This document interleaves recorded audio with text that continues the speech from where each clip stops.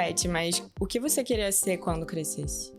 Cara, Bia, você sabe que eu sempre, no meu imaginário, assim, eu me vi uma mulher executiva. Com 13 anos eu comecei, embrulhando Sedex, embrulho Sedex como ninguém, tá? Até hoje.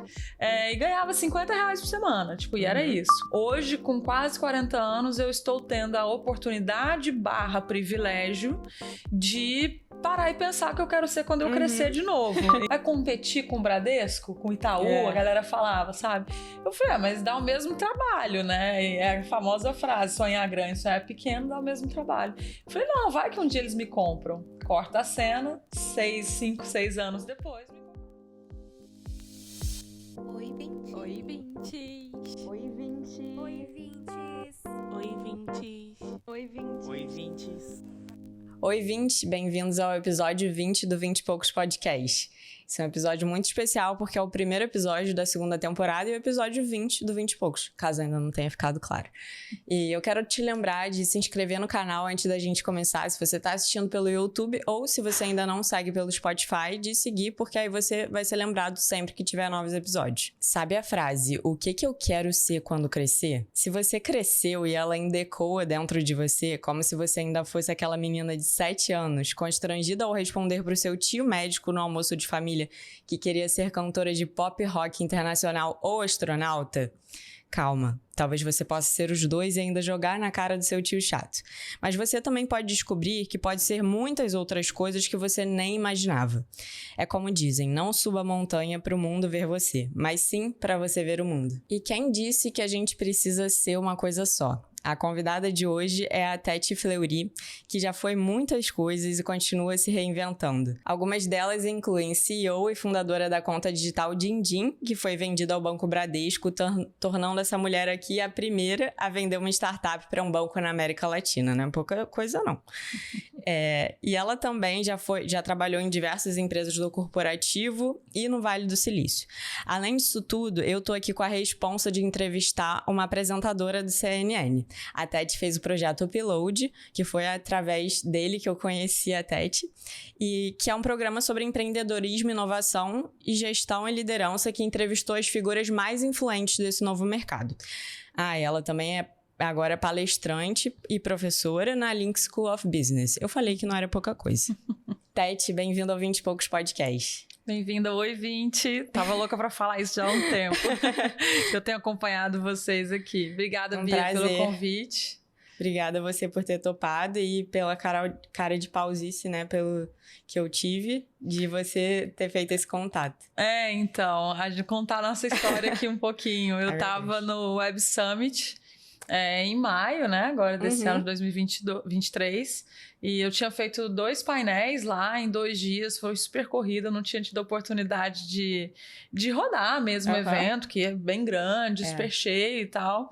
Eis que no finalzinho eu tava saindo de uma apresentação ali da Amazon, dando meia volta literalmente para ir embora, e aí você me abordou, me perguntando, né, se eu era Stephanie e tal, papá, e eu achei aquilo super legal, assim, me fez pensar em oportunidades que eu em algum momento perdi por não ter abordado também a pessoa. Aliás, lembrando aqui, eu estava no South by Southwest em Austin no ano passado, e acho que já gravando já o programa da CNN, e eu vi a Camila Coutinho, e eu sou super fã e ela foi, tal, né? E ela tava lá, mas eu ainda eu estava gravando a primeira temporada.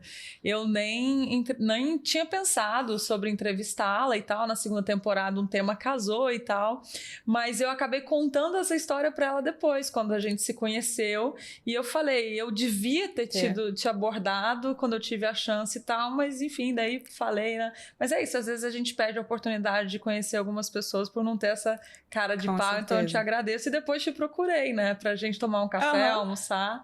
E eu acho que é isso, né? As pessoas que são legais, gente boa, a Camila Coutinho, tenho certeza que ela também te falou isso, que você deveria ter me abordado. Tipo assim, com certeza ela falou. Sempre o melhor é abordar, porque é isso, no máximo você vai levar um toco ali e depois você... Gente, engole seco e vai. É isso. Porque todo mundo tem seus dias, né? Mas, em geral, as pessoas tendem a ser educadas. Então, Não pode perder a chance. Tete, mas o que você queria ser quando crescesse? Cara, Bia, você sabe que eu sempre, no meu imaginário, assim, eu me vi uma mulher executiva. Eu sou de Goiânia, morei no Rio praticamente minha vida inteira, estou há 7 anos em São Paulo, mas o fato dos meus pais terem se separado de Goiânia eu vir para o Rio, eu fiquei muitos anos nessa ponte aérea, assim.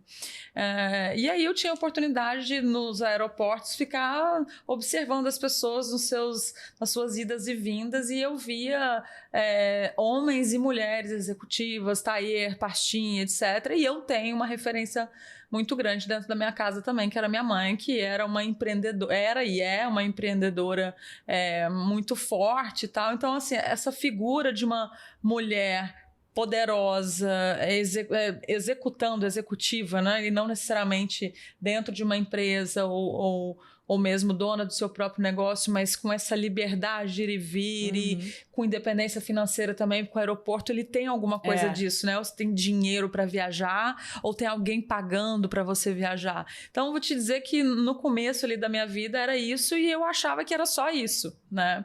E ninguém te conta que você pode ser mais do que uma coisa, né? Exato, que é até o tema que a gente vai falar aqui hoje. Sim. Mas em qual momento você percebeu que você poderia ser muito além daquilo? Porque hoje você exerce, assim, várias carreiras, mas você nunca deixou de ser empreendedora, que eu acho que é a única que a gente nunca deixa de ser, né? O sangue empreendedor é muito difícil se você tem ele, e não é para qualquer um, não é demérito de quem não é, muito pelo contrário, tem muita gente no mundo corporativo com muitos anos, carreira longa e muito corporativo, você tem que ter um sangue de barata também para aguentar a politicagem, as puxadas de tapete. Então, todos os mundos têm os seus lados positivos e negativos, e cada um tem que ter a força realmente para seguir. Então, seguindo essa linha, nem o mundo corporativo não é para qualquer um, né? Mas eu comecei, na verdade, a minha vida profissional, se a gente pode dizer assim, mesmo muito nova. Minha mãe, quando se mudou para o Rio, ela sempre foi empreendedora e tal, e eu ali muito nova com ela também. Com 13 anos eu comecei, embrulhando Sedex, embrulho Sedex como ninguém, tá? Até hoje, e ganhava R$50 por semana, e era isso. E eu entrei na faculdade muito nova, com 15. Nossa, muito nova. E me formei também, obviamente, muito cedo, 19 já estava formada e tudo mais. Eu trabalhei com ela até por aí os 19. Eu aprendi muito, foi minha grande primeira escola mesmo. Minha mãe tem certas lições assim que realmente ficam para sempre, a única coisa que você tem é seu nome, e o seu nome é a sua reputação. A gente vai falar disso já, porque eu faço questão de investir tempo nisso aqui para quem está nos 20 e poucos, porque tem mais tempo de construir a reputação, né? Mas... E depois eu fui para... as lições, né? O que você tem é seu nome, você tem que saber fazer para saber mandar fazer. É claro que você não tem que saber fazer de tudo. Mas você tem que ter um olhar holístico ali. E de ownership mesmo, assim, no olhar de dono também. Bom, quando você sabe o resultado final daquilo que você está pedindo para ser feito, é muito mais fácil cobrar, é muito mais fácil, inclusive, ensinar. Então, eu tive isso desde muito cedo na minha carreira, que quando você vai fazer, corta tudo e avança para agora, a palavra que eu falei agora é ensinar. É uma das minhas profissões hoje. E você tem que ter uma paciência, você tem que ter uma didática, você tem que querer muito e tudo mais. Então, uma coisa vai estando ligada à outra, né? O que não pode é ficar parado. Então, depois de ter empreendido com a minha mãe, porque foi, de certa forma, era isso, não era o mundo corporativo, era os trancos e barrancos, construindo muita coisa do zero ali com ela também. E depois eu fui para o mundo corporativo com 19 anos, tive um estágio na TIM. E aí, em telecom, que eu construí essa primeira fase da minha carreira corporativa, que foi Brasil, foi Jamaica, foi Vale do Silício, fui expatriada com 22 anos e tudo mais. Uma loucura, mas foi a minha segunda grande escola também, né? Que quando você mora... Eu já tinha morado fora, na Inglaterra, fazendo intercâmbio, que eu já vi aqui, você já entrevistou algumas pessoas que falam que realmente tem oportunidade, realmente uma das coisas que mudam a sua vida, sabe? Essa conhecer culturas novas, estar independente, estar fora da barra da saia da mãe ou do pai e tudo mais. E aí você vai juntando lições. Então, eu tive uma oportunidade empreendendo, depois eu criei a minha carreira executiva e em algum momento o sangue empreendedor falou mais alto de novo e eu voltei a empreender. E por aí foi. As outras profissões, assim, que foram sendo criadas, que eu fui seguindo, muito louco, porque não necessariamente Você planejou. Eu não planejei. Foram oportunidades. Foram oportunidades que algumas sim eu criei, então fundando a Dindim foi eu criando aquela oportunidade para mim, mas não foi planejado. Eu acho que essa é um pouco a diferença, assim. Hoje, com quase 40 anos, eu estou tendo a oportunidade / privilégio de parar e pensar que eu quero ser quando eu crescer de novo, entendeu? Que é importante também. É total. E eu vi que você já fez isso na sua carreira, desculpa te interromper, mas esse momento de pausa, assim, e de recalcular a rota. Super, eu fiz isso quando eu voltei de fora. Eu falei, o que eu quero fazer? Porque eu acho que eu não quero telecom de novo, sabe? Eu acabei voltando por 1 ano e meio e depois eu realmente parei, larguei. Eu brinco que eu saí de telecom e telecom não saiu de mim, porque eu gosto muito, mantenho as minhas amizades, mantenho várias das minhas conexões lá até hoje. E, inclusive, tipo, ao empreender na sequência, foi para telecom que eu liguei pedindo patrocínio. Ah, é? Foi para telecom que eu liguei para telecom, né? Para as pessoas que eu construí relações ali. A importância da reputação aí. Exatamente, o networking e tudo mais. E as portas que você deixa abertas, né? Eu já voltei para a TIM, por exemplo, umas 3 vezes. Já voltei empreendendo na Dindim, participando de um fórum de inovação deles. Depois eu voltei apresentando um evento com eles. Depois eu voltei fazendo uma palestra para um pessoal. Então, tipo, de alguma forma, porque eu deixei boas impressões ao longo do tempo que eu fiquei lá, né? Mas uma coisa que eu percebi que está muito presente na sua trajetória, ainda mais sabendo disso que você se graduou muito nova, é que você sempre fez as coisas, assim, muito nova, e isso implica que você, talvez em alguns lugares que você estivesse, você não tivesse uma maturidade suficiente ainda para estar ali, mas você foi mesmo assim, encarou aquilo e adquiriu a maturidade com a experiência. Não é que você não estava pronta e não ia ficar pronta. Você foi caminhando, né? Como é que foi isso? Eu acho que, assim, em especial, as mulheres se perguntam muito se elas estão prontas, sabe? E eu acho isso muito errado. Eu brinco, tem uma frase do Richard Branson, que é o da Virgin tudo, né? O grupo Virgin Mobile, Airlines, enfim, um monte de music, enfim. E ele é um empreendedor que eu admiro muito. Ele fala, se alguém te oferece uma oportunidade e você não sabe como fazer, aceita primeiro e depois aprende. E isso é meio que meu mantra de vida, assim, sabe? Igual a CNN foi isso. Do nada eles apareceram. Eu nunca tinha pensado em TV na minha vida. Eu nunca tinha visto uma câmera na minha vida. E de repente eles me fazem um convite e falam, você já está pronto. Eu falei, olha, eu adorei o elogio, mas pelo amor de Deus, vamos gravar um piloto. E assim, não teve, foi ao ar de primeira. Mas aí você vai aprendendo na primeira, na segunda, claro que a Stephanie do primeiro episódio para a Stephanie do 20º episódio é outra. Você deve sentir isso aqui. Muita coisa. Você vai, prepara, daí o roteiro e é isso. O nervosismo vai passando também, tudo mais. É claro, sabe? Você vai entrevistar uma pessoa que de alguma forma se admira demais. Você vai ficar normal, qualquer pessoa. A minha primeira entrevista presencial foi Luiz Helena Trajano. Eu tremia. Meu Deus. E depois você vai encontrando outras pessoas que você admira também e você já tá mais calma porque já tem mais experiência, né? A gente nunca tá pronto, nunca tá 100%. E nem precisa. Eu acho que seria até... Acho que quando a gente tá pronto demais... Não sei nem se é desafio, sabe? Eu não sei se se eu não me desafio, eu não me reconheço. Então, quando às vezes tá muito assim... Pensa na imagem do eletrocardiograma, sabe quando tá assim? Parece que você não tá vivo se não dá alteração, é porque tem um negócio, até no TikTok, uma onda agora que a galera tá falando assim, se você é 100% qualificado para uma vaga, não aplica.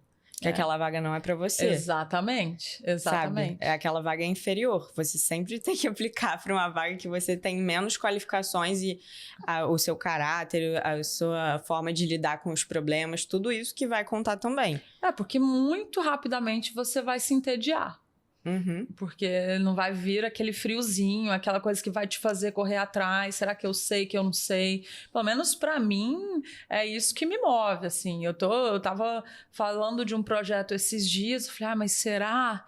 Não, peraí. Aí eu marquei uma ligação com o cara e falei, não, me dá uma ideia, então, como é que era o seu dia a dia, pra eu pegar um pouco e tudo mais? Eu acho que isso é uma coisa interessante também de se fazer, né? Porque quando você tá com medo, conversar com outras pessoas que já passaram por uma experiência parecida te ajuda com isso, te dá uma coragem ali, mesmo que momentânea, né? Super, acho que ler, ouvir podcast hoje em dia tem tanta fonte de informação para te dar um pouquinho mais de segurança. Tudo depende de como você encara também, né? Você pode se sentir mais inseguro, se comparar e etc. Eu acho que uma coisa é você se espelhar. Outra coisa é você se comparar. Se comparar vai dar ruim, porque ninguém é igual a ninguém. Ninguém tem a história de vida, medos e etc. Nem desejos iguais e tudo mais. Então, você ter quem procurar, pode ser distante, tal qual redes sociais, ou perto da sua rede de relacionamento e etc. Eu acho que já te ajuda muito, sabe? Tira alguns monstros, assim, do armário, sabe? Buscar boas referências, mas sempre com esse cuidado de será que eu tô me comparando ou será que eu tô me inspirando? É isso. Que tem isso, né? Mas, Tati, conta um pouco de como foi essa história, porque eu sei que você teve, assim, essa ideia da Dindim quando você tava viajando, né? Não tava nem trabalhando, tava num momento de lazer. Como é que foi? Eu amo viajar, né? Assim, é um dos meus grandes prazeres. E igual no banheiro, tomando banho, a gente tem ideia. Para mim, viajando, é se conhecer a cultura e comportamento, o que as pessoas estão consumindo, etc. também. E para mim ali foi um momento, eu estava em Nova York para um Halloween, mas encontrando pessoas que estavam morando ali, perguntando o que podia estar sendo usado, etc. Então eu sempre tenho essa curiosidade. Eu acho que a curiosidade move muito, né? Inclusive uma mente empreendedora. E eu descobri da forma mais randomática possível um aplicativo nos Estados Unidos chamado Venmo, que era uma rede social de pagamentos, né? Então você podia cobrar e pagar amigos, familiares, etc., só com o número do telefone. Eu sei que hoje em dia, com o Pix, com um monte de fintech que a gente tem aí, carteiras digitais, etc., já disponíveis, isso pode até parecer meio... Só que isso há 8 anos atrás não era existia. Super revolucionário. Exatamente. E aí eu falei, nossa, mas eu mesma usaria demais esse produto, porque eu sempre fui a organizadora, assim. A gente tá falando um pouco do DNA, né? De fazer o corre. Vamos pro show da Madonna, vamos. O ingresso o show é no Maracanã, o ingresso compra não sei aonde. Aí eu juntava o dinheiro de todo mundo e eu cobrava os 10%, mas eu ia lá pra boca do lugar onde estava vendendo pra eu ganhar o meu, entendeu? E assim eu ia fazendo daqui, dali, conseguia pagar os meus shows, as minhas viagens e tudo mais. E então eu passava uma perrengue de cobrar as pessoas, sabe? Deposita na minha conta e tudo mais. Então ali quando eu conheci o Venmo, eu falei, nossa, incrível. E, de novo, eu não procurei. Eu estava antenada, é diferente, assim. Mas você estava aberta a uma ideia. Mas você não estava buscando empreender naquele momento. Nisso, não. Eu já empreendia. Eu já tinha a minha agência de marketing, a minha agência de turismo. E foi por isso que eu fui parar lá. Exatamente. A mais 55. A mais 55 de marketing e a de turismo. O apelido é Tete. A de turismo era Tete Tour. Tipo, super inovador. Legal. Mas... no final do dia eu falei, nossa, que incrível e tal, mas eu não sabia nada de coisa nenhuma de startup, assim. A gente sabe que tem um monte de sopinha de letrinhas, CAC, LTV, Pitch, UI, UX, não sei. Eu não sabia nada disso, Bia. Mas não me impediu, eu falo que foi um chamado, assim. As pessoas me perguntam, mas de onde você tirou? Minha família, imagina. Meus primos, minha família, todo mundo, sabe? Você é louca, mas vai competir com o Bradesco, com o Itaú? A galera falava, sabe? Eu falei, mas dá o mesmo trabalho, né? E é a famosa frase, sonhar grande, sonhar pequeno, dá o mesmo trabalho. Eu falei, não, vai que um dia eles me compram. Corta a cena, 5, 6 anos depois me compraram. Já manifestou aí. Manifestou com muito trabalho, vamos romantizar. E principalmente você falou sobre esse mundo novo, acho que o mais desconhecido deve ter sido a parte de levantar investimento, né? Que é uma parte pouco falada, assim, principalmente entre as rodas de conversas de nós mulheres, e eu acho que até dos homens que estão nessa faixa dos 20 e poucos, também não é um assunto tão comum, que deveria ser mais falado e aprendido até nas escolas. Sim. Você tá na Link, que eu imagino que tem uma pegada muito mais sobre isso, sobre esse assunto, mas assim, no ensino tradicional, que a maioria das pessoas tem acesso, que eu tive acesso, não é uma coisa tão abordada, e que eu, por exemplo, agora eu começo a me interessar sobre isso. Só que a gente não tem, né, referências de mulheres, assim, tipo, a gente tem, só que elas não são dadas as vozes. Isso é uma grande dificuldade que a gente tem aqui no Brasil. Eu acho que passa por muita coisa o fato da gente não ter essas informações hoje, assim, desde educação financeira básica. Eu converso muito com as minhas amigas estão na faixa dos 40 e poucos, né? 40 e poucos, vamos dizer assim. Chegando aos 40, os 40 até 45, etc. E é impressionante que dos 20 e poucos aos 40 e poucos, 50 e tantos, e já não sei mais, o nível de consciência de dinheiro do brasileiro médio é muito baixo. Você vai perguntar para muitas pessoas, para mulheres e homens, e aí o recorte não é de gênero, não. Mas, em geral, as mulheres, elas não sabem quanto elas custam. Né? Meu sonho é isso. Assim, tá bom, quanto você custa? Você tem reserva de emergência? Como é que é? Mas o que é isso? Não sabe. Então, imagina quando você coloca isso para uma empresa. Quando você está empreendendo, seja digitalmente ou não, mas em geral, quando você está desde da lojinha de brigadeiro. É o imposto, é o contador, é quanto custa, como é que é, então é precificar e etc. E separar as finanças pessoais das finanças da empresa, né? Que é o que faz muita gente quebrar, né? Exatamente, você não sabe, você não quantifica tempo. Então, assim, tem um problema estrutural já de falar de dinheiro, que é um tabu, sexo, dinheiro e morte.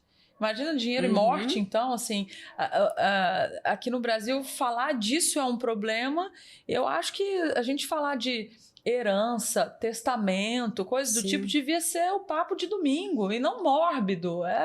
Até entender como é que você... A lei das coisas. Né? Sim, e como é que você dá em vida? Por que só dá em morte, né? Por quê? Não, e até aproveitar com as outras pessoas. Assim, exatamente. Né? No sentido de...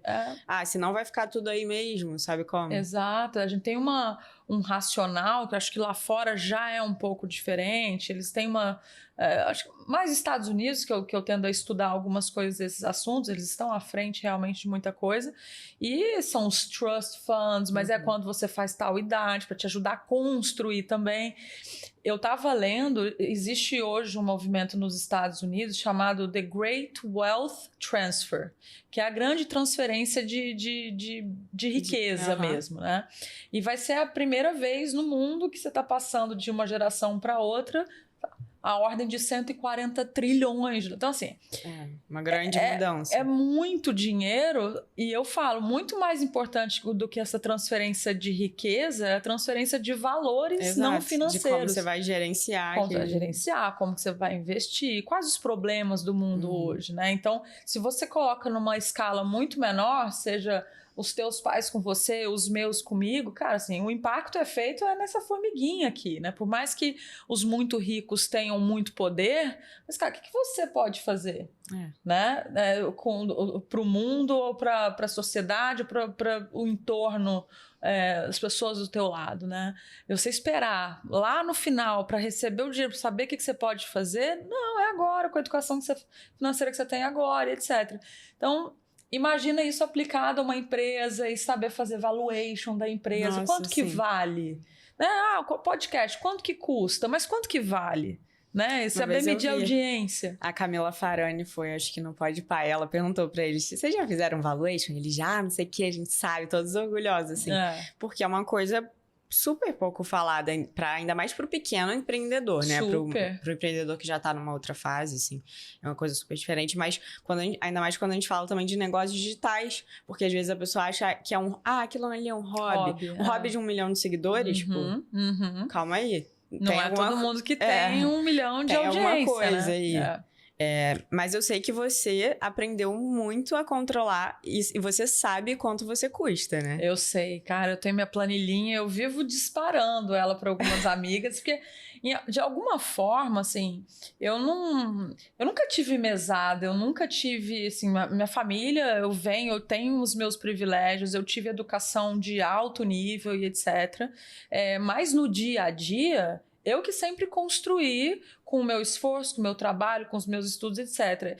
As pessoas que me cercam sempre sabem, a Stephanie viajou para cá, fez um curso tal, né? E sabem que é fruto do meu trabalho. Então, de alguma forma, elas se espelham, se inspiram e falam, cara, como é que você faz? Aí eu começo, cara, primeiro de tudo, eu sei quanto que eu custo. Você sabe quanto você custa? E o mais louco é você ver mulheres de 40 e poucos com filhos não sabendo. Não sabe. E aí eu tento também. Eu falei, cara, tem que saber quanto custa da escola, que em teoria, né, babá, escola e creche, cara, o plano de saúde, adoecer, onde que ele vai estudar? Aí você vai lá para não sei quantos anos depois, e até eu tava vendo essa semana, saiu um Educa Mais, que é o Tesouro Direto, focado em educação e etc. Vai ser incrível, porque tem muita gente que às vezes precisa desse tipo de coisa para se planejar. Ótimo, né? Mas... Nos Estados Unidos eles têm muito isso, né? Porque as faculdades custam muito e aí eles fazem aquela reserva para quando a criança completar 18 anos. etc. A gente está indo pelo mesmo caminho aqui, incentivado pelo governo de alguma forma.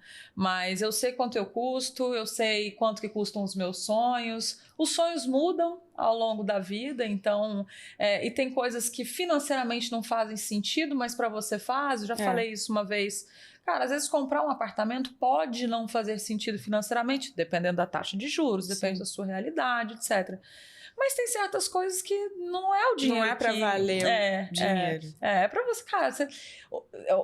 A casa própria é o sonho do brasileiro, é o primeiro, se existem pesquisas, cara, quero ter casa própria, etc. E pra muita gente é uma segurança, é trauma de família. Então tem várias coisas assim, né? Então, mas os sonhos vão mudando. Então financeiramente, eu sou bem segura. Bem controlada também. Nunca deixei desaforo, assim, sabe? Eu acho que o mais importante disso é o walk the talk, assim, porque se você sabe quanto você custa, você pode saber o quanto você pode sonhar.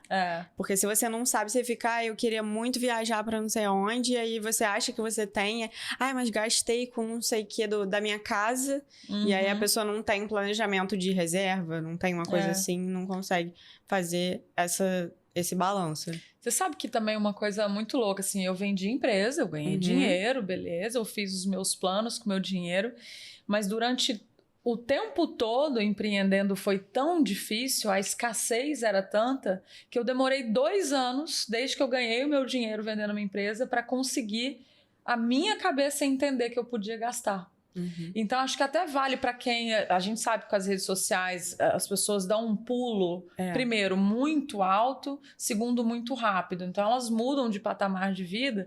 Diferente do problema que eu tô falando que eu tive, que eu demorei a entender que eu podia gastar comigo, investir em algumas coisas, etc. Tem gente que também vai pro outro lado e gasta demais. Acha que vai sempre pingar aquele dinheiro, né? E não é. Mas você vê, a educação financeira e a consciência vale para os dois lados. Sim. Né? E eu acho que o empreendedorismo ensina muito isso que você falou, de que você pode viver com muito menos. Sim, exatamente. Isso é uma coisa que eu estou aprendendo, assim, nos meus 20 e poucos, porque foi uma decisão que eu tive que fazer de sair de um emprego que trabalhava remotamente ganhando em dólar para uma pessoa que era antes estagiária, estava num salário ok, assim, poderia ter muito mais independência financeira, e aí fiz minha reserva para empreender. E aí eu ficava, cara, mas... E minhas roupas da Zara, sabe? Tipo, eu não vou comprar, eu vou investir na minha empresa com o dinheiro que eu tenho. Não vou juntar um dinheiro e gastar com blusas na Zara, porque aí você passa a valorizar muito mais, né? Sim, sim. E é isso. E você vê, você abre o armário você às vezes usa as mesmas peças.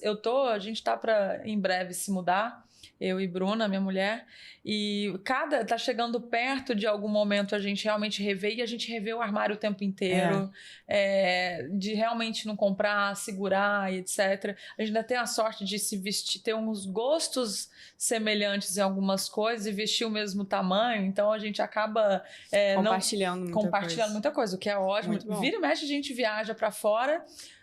Eu não compraria um casaco desse valor, mas dividindo por 2, aí vai lá as duas e bota o cartão, aí compensa e tal.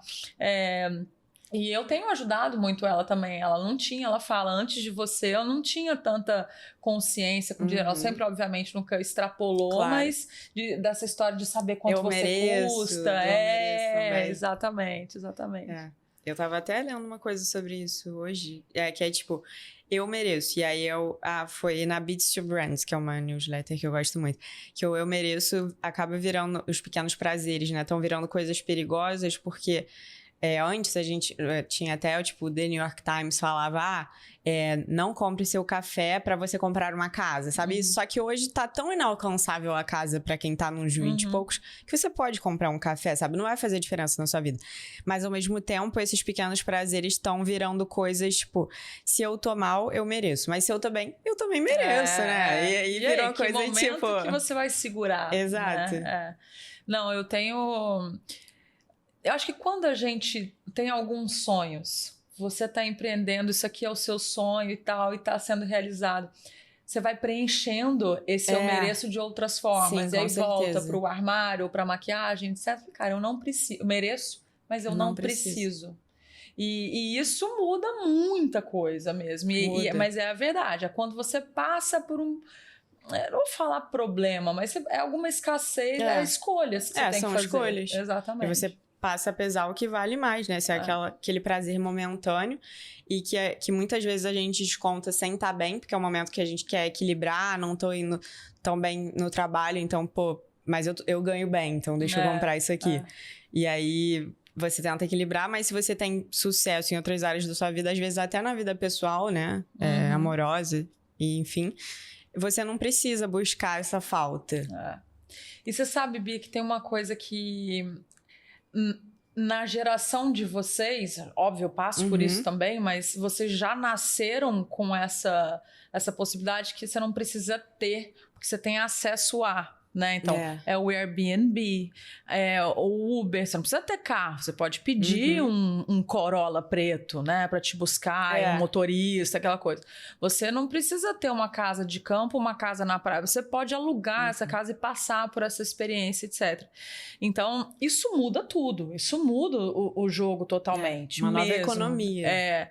E, ao mesmo tempo, assim, cara, vai testando. Tipo, eu tenho um sonho de uma casa de campo hoje. Eu vislumbro isso. Acho que a pandemia a gente...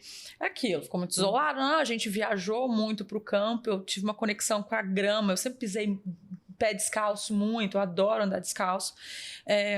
E eu realmente tive, morando na praia durante muito tempo, mas a grama me prendeu ali, sabe? Eu falei, cara, eu acho que eu quero ter. Só que assim... Eu vou de cara fazer isso? Vamos testar? Aluga passa 6 meses. No final de semana a gente passa, a gente sempre adora e sempre quer voltar. Mas aí é pouco tempo. E aí você fala assim, pô, será que se eu tivesse uma casa assim, né? 6 meses, quantas vezes eu vou voltar? Será que vale? Então também tem isso que é muito uma lição de startup, que é o famoso test and learn, né? Cara, até se aprende primeiro. Uma coisa, em vez de comprar, investir, compra terreno, sobe a casa e tal. Vamos alugar por 6 meses? Vamos ver quantas vezes a gente vai para essa casa ou a gente vai cansar de ir para lá também? Que é a mesma coisa, você compra você entra na Zara e compra um monte, cara, em algum momento você vai lá ficar largado lá, né? Então... E são 2 lições do empreendedorismo, né? Testar pequeno e errar rápido. É isso. Que você pode aplicar para todas as áreas da sua vida. É isso. Que quando empreendedor, eu acho que... Por isso que eu falo que você não deixa de ser. Essas lições, você não consegue se desfazer delas. E eu ouvi um podcast que você fez com a Mari Reis. E eu falo muito da transição de carreira. Até um post que eu fiz hoje, que a gente conversou há pouco, assim... Eu tô nomeando de uma forma diferente. Para mim não é transição. Pra Pra mim mim você é não uma- deixa de ser. É uma evolução. Um advogado que se formou em direito e ele, porventura, foi parar em turismo, ele nunca vai deixar de ser um advogado.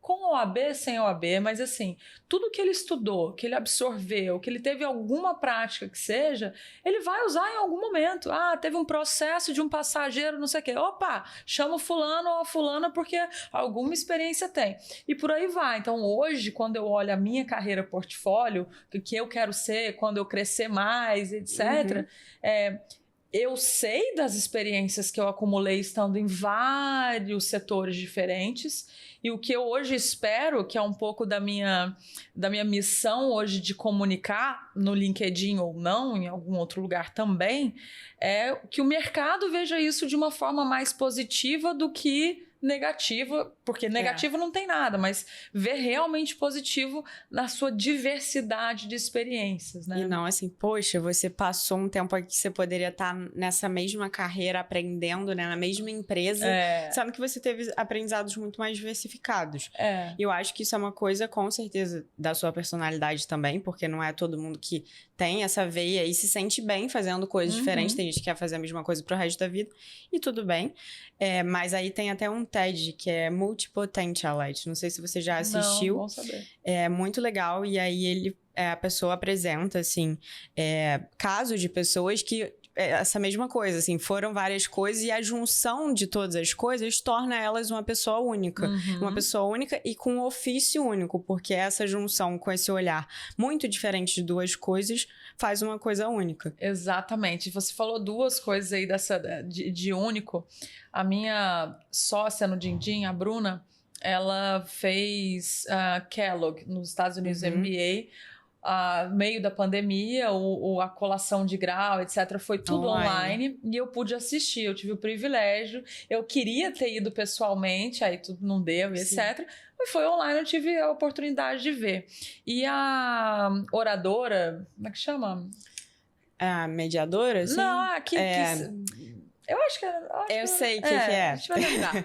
Mas, enfim, ela subiu lá e foi passar um recado, era uma mulher incrível, era uma mulher negra e tal, assim, a gente assistiu tudo mesmo, poderosa, assim, então aquela visão, todos os formandos com aquela capa preta, não sei o que, roxa, etc, os chapéuzinhos, e aquela mulher preta poderosa lá em cima e tal. Aquela imagem nunca saiu e ela teve uma frase que ela falou que eu nunca esqueci, eu procuro sempre reproduzir, em especial para as mulheres, ela falava... A partir de agora, né, eles se formando ali com aquela experiência única, cada um com o seu, ela falou: take ownership of your uniqueness. Então, assim, tome posse da sua singularidade. Bateu tão forte, porque é isso, assim, quando a gente tem consciência da nossa singularidade, quão único a gente a gente se diferencia, a gente consegue se vender melhor, a gente consegue enxergar o mundo melhor. E pegando isso como gancho, no mundo da inovação hoje, eu costumo dizer que tudo bem, se você não for trilhar um caminho de carreira portfólio, que é puro perfil, não existe certo e errado, melhor ou pior, é puro perfil,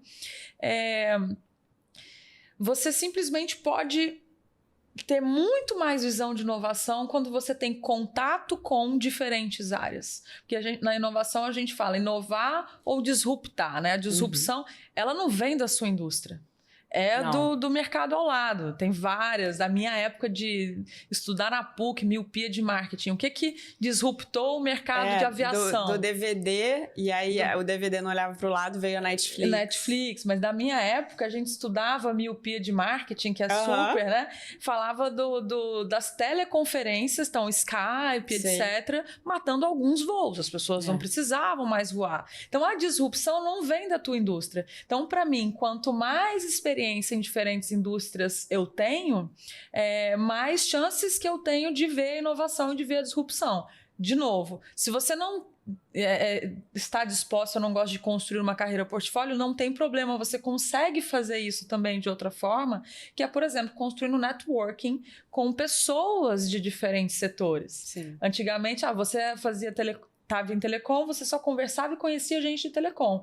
Hoje isso também já mudou, né? Ainda mais com o LinkedIn, né? Que a gente chama de tóxico. nossa geração.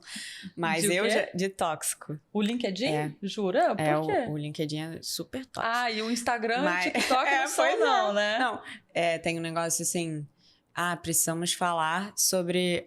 o pessoal falando sobre o TikTok ser prejudicial, mas precisamos falar sobre as planilhas de Excel. Também são. Mas o LinkedIn, eu sempre falo isso, que o LinkedIn abre muitas portas, assim. Eu fui ao Web Summit porque eu pedi ingresso pelo LinkedIn. Tá vendo? Pra uma pessoa Cara, desconhecida. O LinkedIn é a minha rede social preferida, é onde eu invisto o meu tempo, porque no Instagram eu gasto o meu tempo, Exato. de verdade. assim. Muita distração. Você tem que saber filtrar muito para agregar valor, né? Porque tem muita distração, tem muita coisa fake, etc. No LinkedIn, assim, depois eu quero entender um pouco mais essa toxicidade aí que vocês veem, mas o que é fake é expelido muito mais fácil, porque o mundo corporativo não suporta, não tolera muito isso, né? Mas eu acho que o que a nossa geração não gosta muito, não tolera muito, é a questão de tudo ter uma lição no LinkedIn. Então, por exemplo, se você vê o filme da Barbie, 5 lições de marketing do filme da Barbie. Claro que tem lição de marketing no filme, mas a galera torna tudo uma lição. Então, às vezes a gente não quer, mas aí cada rede social tem o seu lugar, né? Então, se você não quer ver, eu acho que você pode, tipo, buscar mais no Instagram, por exemplo. Eu, quando olho uma coisa assim que eu vejo, tipo... Cara, a pessoa forçou muito nesse post aqui no LinkedIn. 5 passos para... Sim. É muito mais sobre o perfil do Exato, empreendedor sobre quem de você palco, aquela coisa. Então, é muito mais sobre isso. As receitas prontas. Isso vai ter em qualquer rede social. O TikTok bombou com... Aqui, olha aqui, olha aqui, olha aqui. Os 3, os 5, os 10... Não, e todo mundo tem o seu modo de trabalhar, né? A questão é a que você falou desde o início e que ficou pra mim, que é da sua reputação. Então, você sabe do seu. Você vai fazer o que tá todo mundo fazendo pelo algoritmo, que é uma coisa que eu sempre falo também, que o TikTok tem muito... Você tá criando conteúdo pra quem? Para as pessoas ou pro algoritmo? E o conteúdo muda, assim. E se você tá criando pro algoritmo e tá dando certo... Tá, mas tá dando certo pra quem você quer atingir, você tá atingindo quem você quer, ou você tá atingindo pessoas randômicas e tendo um número que tá agradando ali sua vaidade, sabe? É verdade, verdade. Então é tudo no final sobre isso. O TikTok eu não tenho tanta experiência pessoal, já tomei meus esporros, inclusive de você. Mas isso também foco, né? Não, então, assim, eu procuro hoje, eu acho que a audiência adoraria conversar mais com a audiência que está no TikTok, mas hoje eu estou fazendo isso, test and learning ali, por exemplo, dentro da sala de aula, né? Então, a minha proximidade é pessoal mesmo com os meus alunos e tudo mais. Eu dou aula de estratégia e a minha estratégia estar lá perto deles. Então, eu quero entender como é que vocês pensam e etc e tal. Já no LinkedIn é onde eu troco com executivos, com empreendedores, é onde eu vejo notícias que me interessam, é onde eu falo também, né, construir thought leadership, que a gente fala, igual o post de reputação. Assim, que é uma frase do Arthur Bender que fala: reputação é igual juros compostos, né? Você vai depositando ao longo da vida e depois vive de dividendos. E é isso. É isso. Que é a história lá atrás, quando eu falo da lição da minha mãe, né? Tipo, a única coisa que você tem é seu nome, não perde. Então, empreendendo, não deixa de pagar funcionário, não deixa de pagar aluguel, não deixa de... Se não der, deu, fecha e não fica devendo ninguém. Não faça nada errado, papapá. E aí você vai construindo uma reputação. Tá dentro de uma empresa? Sai e deixa as portas abertas. Você nunca sabe o dia de amanhã. E por aí vai. E eu acho que para nossa geração não é que ficou mais difícil manter, seguir a linha da reputação. Mas é porque parece que tem caminhos muito atrativos, sabe? Tipo, que você cortar um caminho, Tati. E aí eu acho que as pessoas precisam ter muito foco nesse sentido de autoconhecimento mesmo, de quem eu sou. Não, aquele caminho ali que a outra pessoa tá trilhando pode parecer atrativo, mas não é o que eu quero, não é onde eu quero chegar e não é essa trilha que eu quero construir, sabe? Então acho que tem que ter esse foco. Acho que você tocou numa palavra-chave aí, que é autoconhecimento, sabe? Eu faço terapia há 10 anos e me arrependo de não ter começado antes, mas nunca é tarde. Mas estando nos 20 e poucos, já que é a audiência aqui, eu realmente deixo essa dica para as pessoas começarem o quanto antes e que é um pouco de tabu também, e os homens tendem a achar que precisam menos, e na verdade todo mundo precisa. E se homem quer falar com homem, que procure um terapeuta homem, porque também tem um pouco disso, etc. Mulheres às vezes ficam mais confortáveis com mulheres também. O importante é fazer. E não fazer quando acha que está precisando. Porque aí você já... Porque aí você tem que desenterrar tanto o problema antes de endereçar aquele que te fez ir, e é verdade. É verdade. Eu fui parar na terapia sim. Todo mundo que eu conheço vai parar na terapia se não tem essa consciência de começar quando tá tudo bem, igual terapia de casal. As pessoas começam quando tá com problema, mas não é o ideal, né? Imagina você se conhecer, o outro tá se conhecendo, todo mundo tem problemas de comunicação e tudo mais. Então esse autoconhecimento realmente é muito importante.